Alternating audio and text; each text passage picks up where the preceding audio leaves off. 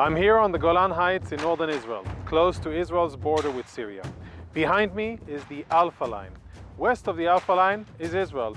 East of the Alpha Line is a 155 square mile UN-monitored buffer zone in Syrian territory, which separates Israeli forces from Syrian forces that are stationed east of the Bravo line. The fence that you can see here was built by Israel in recent years in its entirety on the Israeli side of the Alpha Line. So, how did this situation emerge and why is it important today? To understand the current state of affairs, we have to look back into the history of the region. In 1948, immediately after declaring independence, Israel was attacked by 6 Arab armies, including Syria, from its north. This war became known as Israel's War of Independence. In 1949, after the war ended, Israel and Syria signed an armistice agreement overseen by the United Nations. However, in the following years, Syrian forces repeatedly violated the agreement and subjected the communities of northern Israel to continued attacks from the Golan Heights. 18 years later, the Six-Day War erupted. As an outcome of the Syrian attacks during the war, Israel gained control over the Golan Heights.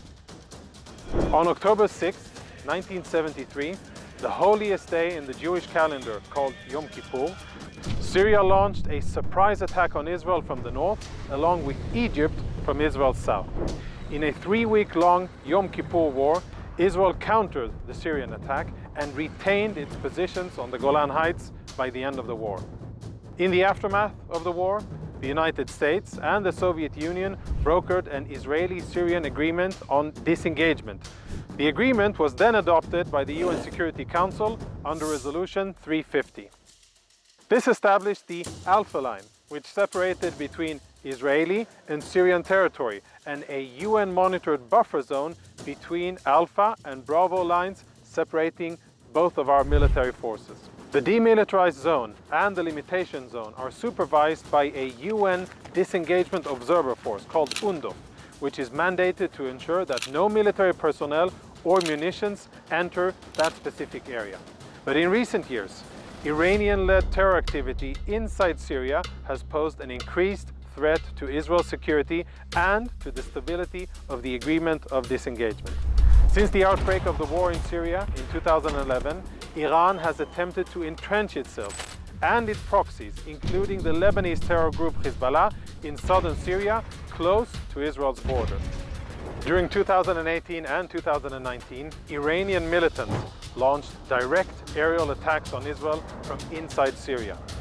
The IDF thwarted an attack on Israel from the buffer zone in the Syrian Golan Heights. And more recently, the IDF thwarted an attempt by 4 terrorists to place an improvised explosive device near the Alpha Line against Israel.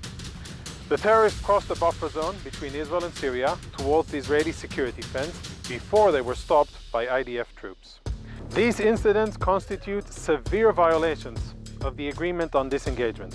UNDOF should ensure Syria refrains from stationing forces and munitions inside the demilitarized zone and that they remain entirely behind the Bravo line.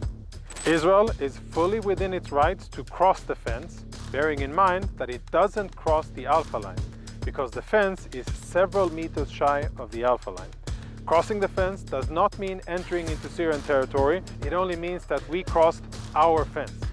The IDF will continue to defend Israeli sovereignty in northern Israel and will not hesitate to respond to any attack from inside Syria, whether it's from Syrian forces, Hezbollah terror operatives, or Iranian militias. We stand prepared.